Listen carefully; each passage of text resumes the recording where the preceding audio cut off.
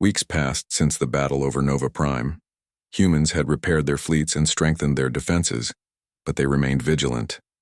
The galaxy had seen their courage, and whispers of respect and awe spread among nearby species. Humans were no longer a curiosity. They were a force to be reckoned with. Meanwhile, the Zirans were in turmoil. Councillor Vryn paced the floors of the High Council chamber, his thoughts a storm of anger and pride. They had underestimated humans once. Never again. The humans survived because of luck, he said, slamming a clawed hand on the table. We will not make that mistake again. This time we will crush them completely. Nova Prime will fall and the galaxy will remember the Zirans' power. Other councillors nodded, but not all shared Vryn's confidence. Some had watched the battle recordings and felt unease. One advisor, Elder Kira, spoke cautiously. Counselor, the humans are clever. They think differently, move differently, and adapt faster than any species we know. We must plan carefully or we risk repeating our failure. Vryn's eyes narrowed. Careful? Enough caution is weakness. Prepare the fleet, all our ships. Every weapon. We strike, and we strike with certainty.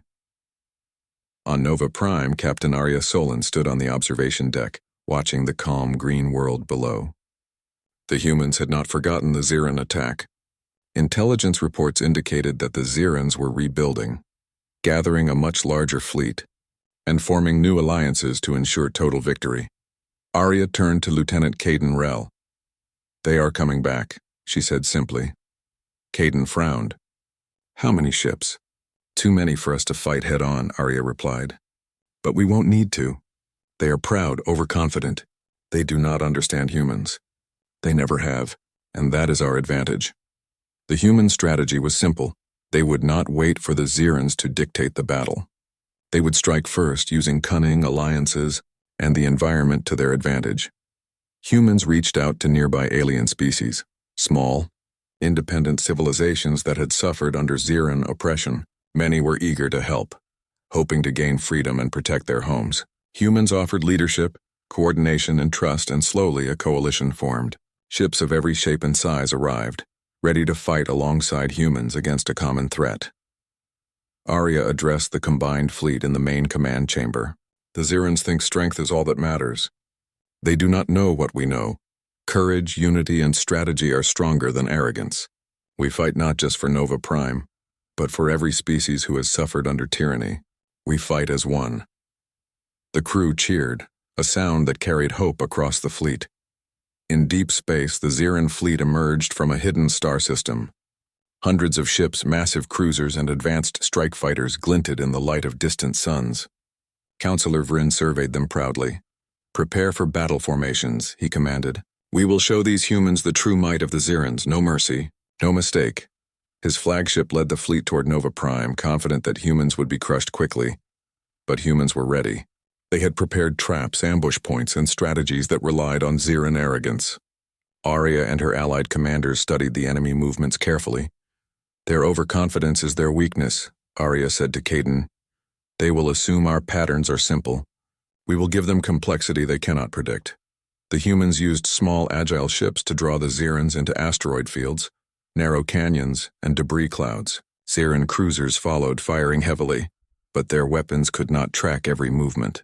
Hidden human turrets and alien artillery struck from unexpected angles, causing confusion and panic among the Ziran ranks. Councillor Vryn's fury grew. How can they resist so many of our ships? How can they move with such precision? Elder Kira's warning echoed in his mind. Cleverness, Councillor. You cannot destroy what you do not understand. By midday, the Ziran fleet was already showing signs of strain. One massive cruiser was destroyed after a daring maneuver by a human-alien strike team. The Zirans tried to regroup, but humans anticipated every move, their coordination flawless. A pivotal moment came when humans executed a risky strategy. They lured the Ziran flagship into the center of an asteroid cluster. Small ships darted in and out, firing bursts at weak points. Then, using a precise timing sequence, humans detonated a controlled explosion nearby. The shockwave slammed into the Ziran flagship, knocking out shields and crippling engines. Councillor Vryn's eyes widened in disbelief. Impossible, he roared. His flagship shuddered as alarms blared. Humans had outsmarted him again. On the human bridge, Arya's face was calm. Adaptability wins the day, she said. Always. The Zirans struggled to regroup. Their formations were broken, communications jammed, and morale collapsing. Even some pilots questioned their leader's judgment. Human ships moving unpredictably and striking from unexpected angles dominated the battlefield despite smaller numbers. Lieutenant Caden piloted his fighter alongside alien allies. "I can't believe this," he said. "We're actually doing it." Arya smiled. "We always do it. Humans survive. Humans adapt, and together we are unstoppable." Hours passed and the battle reached its climax. Human and allied forces executed a coordinated strike at the Ziran fleet's command center, disabling critical systems. The flagship, already damaged, was hit by a precise volley, creating a massive explosion that sent shockwaves across the battlefield. Counselor Vryn realized all was lost. "Retreat! Fall back immediately," he commanded, though it was too late. The Ziran fleet was shattered. Their pride had led them into traps they could not escape. As the Zirans fled, the human coalition held the battlefield. They had not destroyed the Zirans completely. They had shown mercy. Humans fought to protect, not to annihilate. But the message was clear. Challenging humans carried a heavy price. Back on Nova Prime, humans celebrated cautiously. Arya addressed the crews and citizens from the command center. "Today we survived. We adapted. We showed that courage, unity, and strategy are stronger than arrogance and firepower.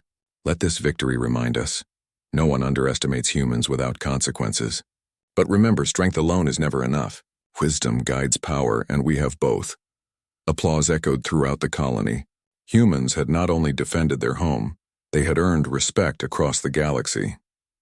In the Ziran homeworld, the High Council convened once more. Counselor Vryn stood before the council, his pride wounded but his determination intact. "They survived," he said, voice low but firm. "They survived because of luck, cleverness, and alliances. But the lesson is clear. Humans are not to be underestimated. Never again." Some advisors nodded in agreement. Elder Kira spoke carefully, her voice measured. "Perhaps we have underestimated what it means to face a species united by courage and intelligence. They are small, yes, but their spirit is large. Pride alone will not win wars." Vryn's eyes narrowed. "We will remember this. And the next time, humans will know the true price of defiance." Meanwhile, humans strengthened their alliances, repaired their fleets, and continued to explore the galaxy. Nova Prime became a symbol of human resilience, courage, and ingenuity. Stories of the battle spread across star systems. Humans were no longer newcomers. They were respected, admired, and feared. Captain Arya looked at the stars one night, thinking of the battles yet to come. "The Zirans will return," she said quietly. "But they will never break us. Humans survive. Humans adapt. Humans endure." Lieutenant Caden, standing beside her, nodded. "We've shown them what humans are capable of. And the galaxy is watching?" "Yes," Arya replied, a smile on her face. "And when the galaxy watches, it learns. Humans are a force that cannot be ignored, and we will continue to rise no matter the challenge."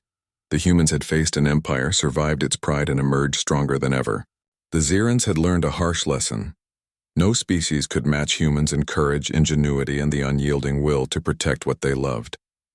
The galaxy would never forget the day one alien race dared to challenge humans, and paid the price. In the quiet stretches of the Andralis galaxy, the Zorathi Empire had grown cautious. Their fleet cruisers glided silently through space, careful to avoid human-controlled territories. Stories of humans had circulated for centuries among the alien races, tales of daring, madness, and brilliance in battle. These were not exaggerations. Humans were unpredictable, and even the most advanced civilizations learned to fear their ingenuity. Ambassador Thalor, a tall, blue-scaled Zorathi with luminescent eyes, sat in the observation deck of the cruiser Varric Sentinel. His long fingers tapped nervously against the railing as he reviewed the latest intelligence reports. "The humans are different," he murmured, reading aloud from a holographic display. "Small fleets defeating entire armadas. Planets fortified with strange technology no one understands. Entire systems turned into traps. It does not make sense." His aide, Jiriak, a thin-winged diplomat, hovered nearby. "Sense has nothing to do with them, Ambassador.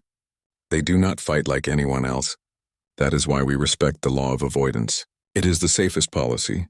Thalor nodded, recalling the stories. There was the Battle of Vaynor. where a single human cruiser had destroyed an entire fleet of heavy warships with nothing but ingenuity and speed. Then the siege of Orath, where a human battalion had defended a mining colony against overwhelming alien forces, turning the terrain into a maze of deadly traps. Each story ended the same way: humans victorious, aliens stunned, and a universal warning sent across interstellar communications: do not approach them. Yet now, despite the law, a rogue fleet from the Braun Consortium was reported near the human border. Greed had driven them, ignoring centuries of warnings. The Council had done nothing to stop them yet. The rogue fleet, consisting of 12 large warships and dozens of smaller fighters, moved confidently toward the human system known as Corylus Prime. Sensors picked up their signature long before they crossed the border. The humans did not fire first. They never did. Instead, they waited, silent and patient. On the flagship Vornik, Captain Rena Hale of Earth stood at the command deck, watching the approaching fleet. Her brown hair was tied back, her eyes sharp and calculating. Humans did not fear numbers. They did not hesitate. They observed, analyzed, and prepared. They think they can intimidate us, she said quietly to her first officer, Malik Torres. Let's show them why it is a law to stay away. Meanwhile, aboard the Varak Sentinel, Ambassador Thaler's ship intercepted a distress signal from the rogue fleet. It was garbled but urgent. What is happening? Jiriak asked. Thalor frowned. I suspect they are learning why humans are not to be challenged. The first sign of human strategy appeared subtly. A series of cloaked drones approached the rogue fleet, invisible to their sensors. They didn't attack yet. They mapped, monitored, and disrupted communications. The humans were not violent first, but their preparation was deadly. The rogue fleet noticed something was off. Fighters reported interference with targeting systems. Navigation began failing. Panic spread through the Braun crews. But they could not understand why. On Corylus Prime, Captain Hale smiled. Phase 1 is working. Wait for the signal. At that moment, the rogue fleet's flagship lost power in its engines. The smaller fighters collided as emergency thrusters failed. Humans had anticipated every maneuver. The planet's surface, fortified with magnetic disruptors and hidden turrets, activated. Alien ships could not land, could not retreat, could not communicate.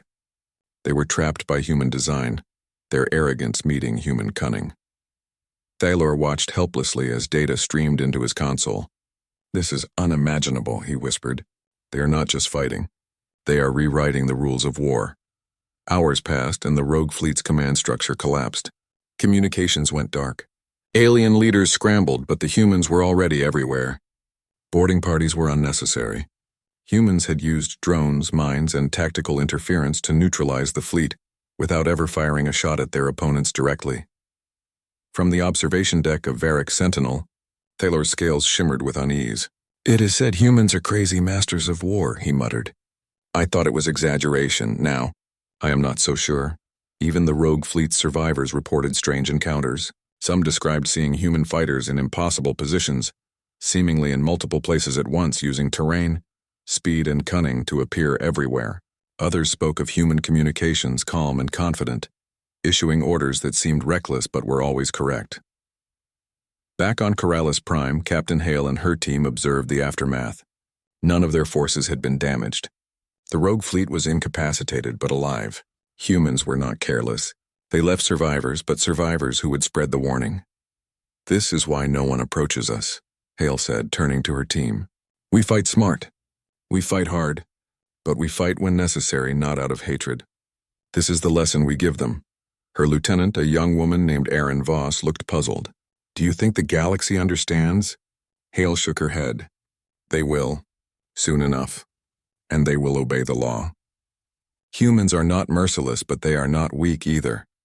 The next day, Thalor received a full report from his scouts. The rogue fleet had been neutralized without any fatalities among humans, entirely by strategy and superior planning. His eyes widened. It is not the numbers, Jiriak. It is not the weapons. It is the humans themselves. Their unpredictability, their courage, their mind. That is what makes them deadly. The Council would soon hear his warnings. Humans were not merely a threat. They were a force of nature. Entire species had learned to avoid them, and now Thalor understood why. But humans did not rest on fear alone. They were still explorers, still engineers, still teachers and builders. War was not their only skill. It was a tool, and they had mastered it with brilliance that no alien race could match. As the Varric Sentinel pulled away from the human system, Thalor reflected on what he had seen. Humans were not perfect. They were reckless at times, loud and impulsive. But in the face of danger, they became a force unlike any other. They combined strategy with daring, logic with audacity. Every encounter was a lesson, every battle a story. Giriak leaned close. "Do you understand now, Ambassador?" he asked softly. Thalor nodded, his eyes never leaving the holographic display of the human fleet. "Yes, humans are extraordinary, crazy perhaps, masters of war, and a law must keep us away or we will suffer the consequences." That night across Corellis Prime, humans went about their normal routines. Engineers repaired drones, pilots ran simulations, and Captain Hale observed quietly. They were not celebrating. They did not boast. To them this was ordinary. To the galaxy it was terrifying. The stars beyond Corellis Prime shimmered as alien ships hesitated, reading the warnings, reviewing intelligence, and recalculating plans. The humans of Earth had sent a message without speaking a word. Do not approach. Do not underestimate. Humans are masters of war, and this is a law that must never be broken. And far away, Ambassador Thalor wrote the first official report to the Council, a report that would change interstellar policy for centuries. Humans are not merely fighters. They are a storm in the galaxy. Avoid them. Respect them. Fear them wisely. The story of the rogue fleet would be told for generations, a cautionary tale of arrogance versus human genius. But for humans, it was just another day. They were always ready, always vigilant, and always unpredictable,